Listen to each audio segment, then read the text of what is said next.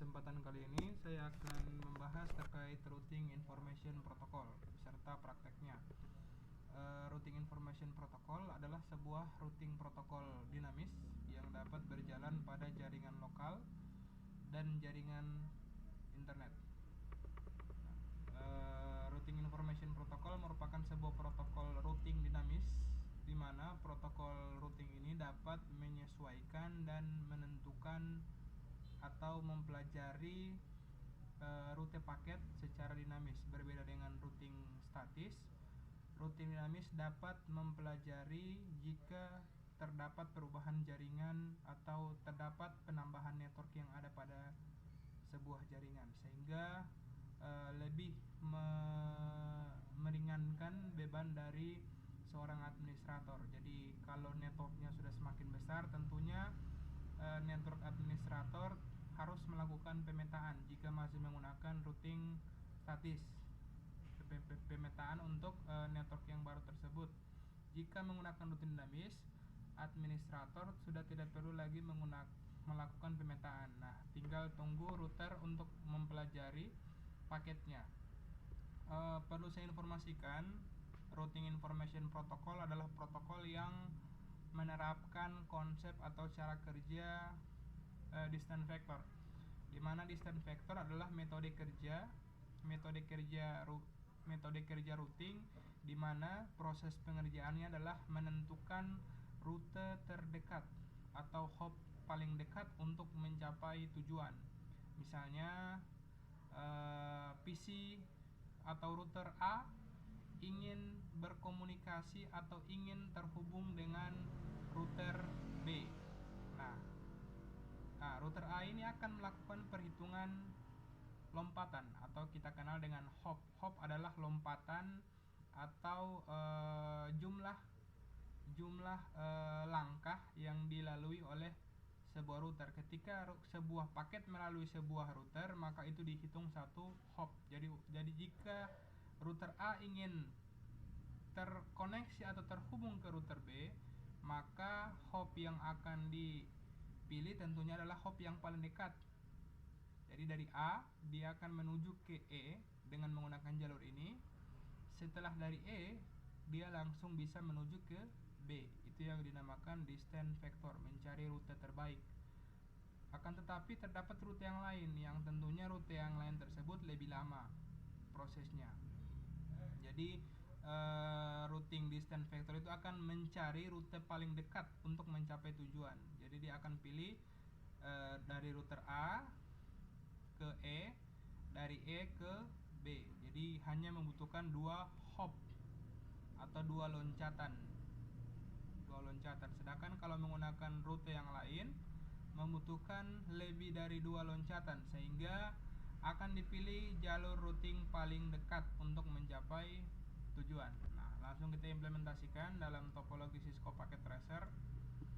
Di sini saya memiliki dua buah router yang terkoneksi secara peer. Selanjutnya di belakang router tersebut terdapat masing-masing dua buah network.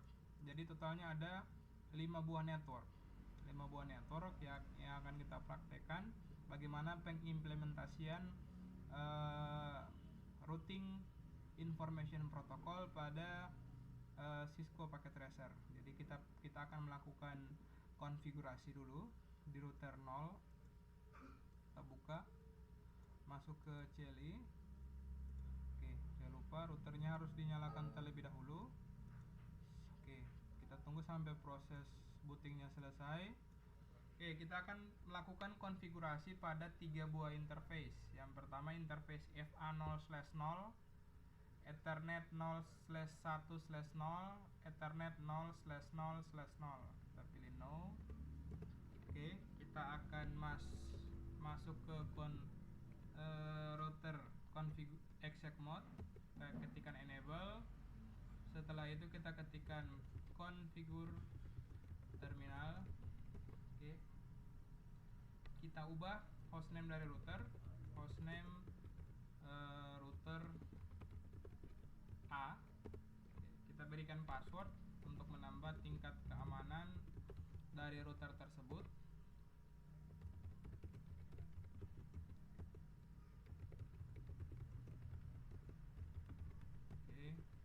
itu kita sudah bisa melakukan konfigurasi di interface pertama, interface yang terhubung langsung dengan router secara peer to peer.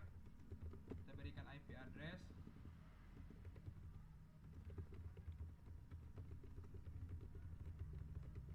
Oke. Dia menggunakan subnet /30, jadi IDR/30, jadi subnetnya 252. Kita bangkitkan interface-nya. Kita masuk ke interface lokal. Kita konfigurasi IP address-nya.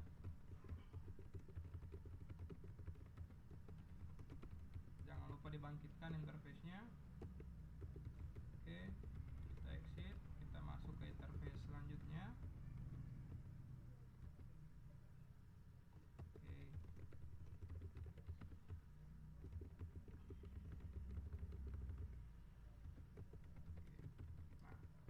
Proses konfigurasi dasar untuk router 0 sudah selesai. Sekarang kita akan pindah ke router 1. Oke, jangan lupa. Oke, kita tinggal ketikkan no. Oke.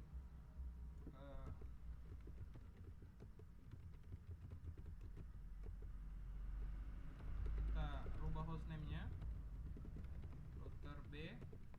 Setelah itu kita aktifkan password. Line console 0.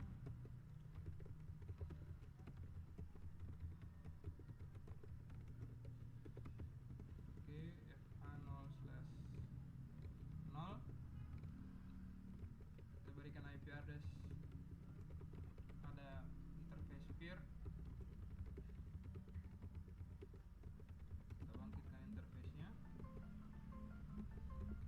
Setelah itu kita masuk ke interface lokal yang ada di belakangnya router B. 30.1.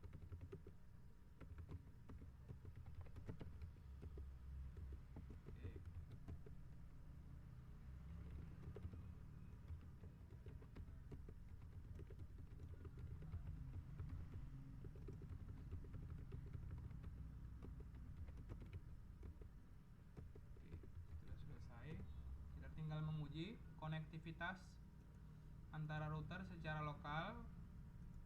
Ups, ada yang kelupaan. Kita harus setting dulu IP address di komputer-komputer. Karena di masing-masing network memiliki sebuah server, maka kita akan memanfaatkan fungsi DHCP server, di mana server ini akan memberikan IP secara dinamis kepada komputer yang lain. Akan setting DHCP,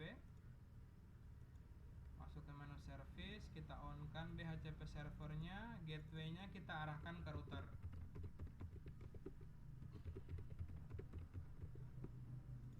Ya, kita save. Kita uji apakah si klien sudah bisa mendapatkan IP address dinamis. Ya, klien sudah dapat IP dinamis dan sudah bergateway ke router. Selanjutnya network yang kedua, kita setting dulu IP address untuk server sebelum kita menyeting layanan DHCP servernya. Oke, kita masuk ke service, sama dengan tadi, konfigurasinya hanya berbeda network. Semuanya harus bergateway ke router karena out interface-nya adalah router. Selanjutnya kita masuk ke network yang ada di belakang router B. Sama halnya dengan konfigurasi yang tadi, kita setting IP address untuk routernya. Oke, kita setting service DHCP servernya.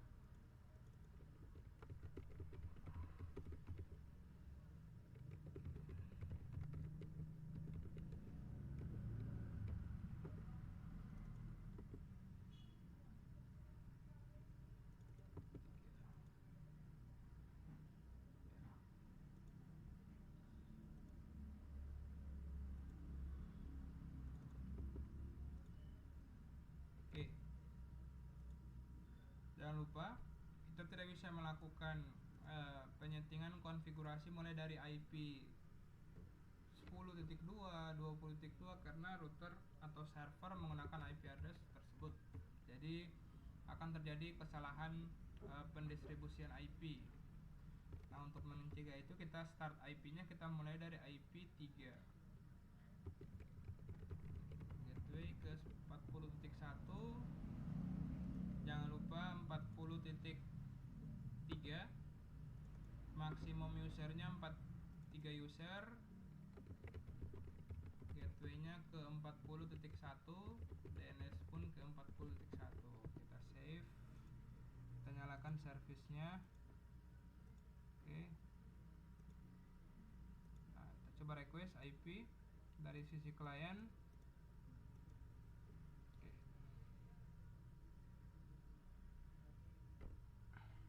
Oke. Klien sudah mendapatkan IP. Lakukan hal yang sama di semua network.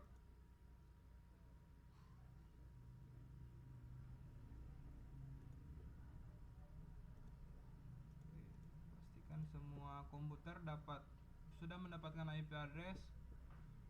Oke. Kita lakukan uji coba dengan melakukan ping dari router ke router. Oke, kita uji lagi.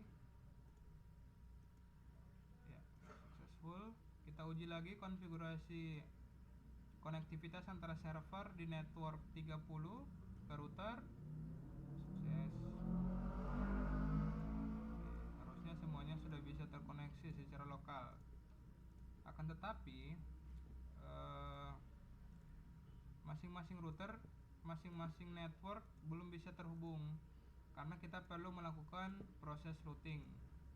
Nah, sedangkan routing yang akan kita gunakan, tentunya kalau kita masih menggunakan routing statik, tentunya akan ada banyak baris yang harus kita ketikkan di masing-masing router agar keempat atau kelima network ini dapat saling terhubung. Nah, kalau kita menggunakan routing statis, kita cukup sederhana. Kita tinggal masuk ke dua buah router tadi. Kita masuk ke baris config. Kita ketikkan router RIP atau singkatan Routing Information Protocol. Kita masukkan network. Nah, kita tinggal memasukkan network mana saja yang terhubung secara langsung atau secara directly ke router tersebut. Misalnya router A. Router A ini terhubung dengan network mana saja? Ya, tentunya kita bisa lihat bersama 0.0, 10.0 dan 20.0. 0, 10.0 dan 0.0. Nah,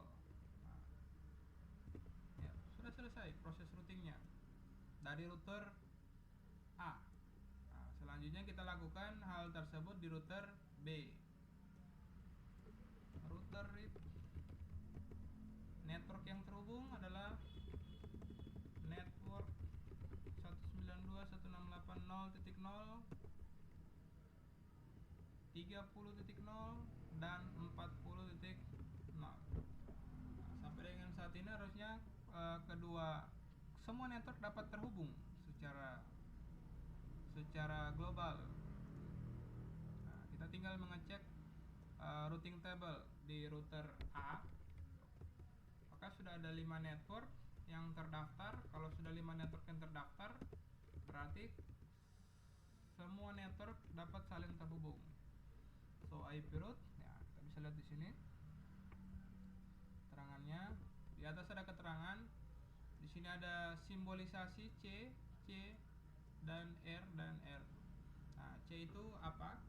Di atas ada petunjuknya, ada codes. Nah, C itu artinya network yang terhubung secara langsung atau terkoneksi secara langsung.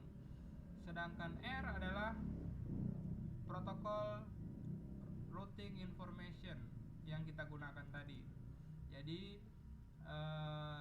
192.168.30.0 dan 40.0 didapat dari routing information protocol. Didapat dari mana? Didapat dari IP address atau router 0.2. Yang mana 0.2? 0.2 tentunya router B yang terhubung secara directly. Jadi logikanya itu kedua router ini mendaftarkan masing-masing network yang terhubung dengan langsung secara peer ke dalam sebuah daftar yang kita kenal dengan tabel routing atau routing table.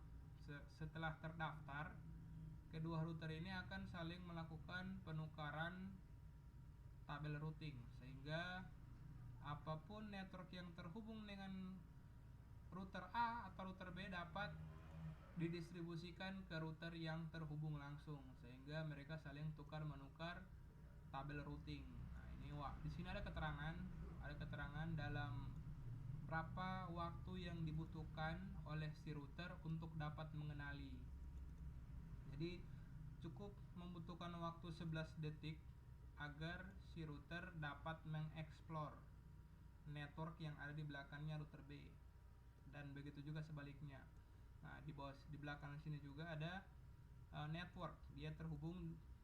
Dia mendapatkan informasi tersebut dari network yang mana? Ya, dari network fast Ethernet 0/0. Nah, sekarang kita sudah bisa melakukan uji coba ping misalnya dari server di network 30.0, kita coba koneksikan dengan PC 1. Gimana? Ya, si proses. Ya, kita coba lagi. Ya, sudah sukses, berhasil. Kita coba lagi yang berbeda. Ya, sudah sukses. Oke. Kita tinggal coba prosesnya secara berulang. Ya, sudah sukses. Oke, coba. Ya, sudah sukses. Cukup mudah pengimplementasian routing protokol menggunakan routing dinamis atau yang kita kenal dengan routing information protocol. Nantikan skenario yang lebih kompleks lagi atau yang seperti yang ditunjukkan di gambar ini terkait routing protokol. Kita akan mendemokan bagaimana sebenarnya routing distance vector tersebut bekerja. Bagaimana ketika kita buat topologi seperti ini, selanjutnya kita putuskan misalnya yang di sini kita putuskan kira-kira jalan mana yang akan dipilih. Apakah jalan yang melalui A, D, F dan E, atau dia malah muter. Nah, nanti kita akan implementasikan di video-video berikutnya. Sekian, terima kasih. Semoga bermanfaat. Wassalamualaikum warahmatullahi wabarakatuh.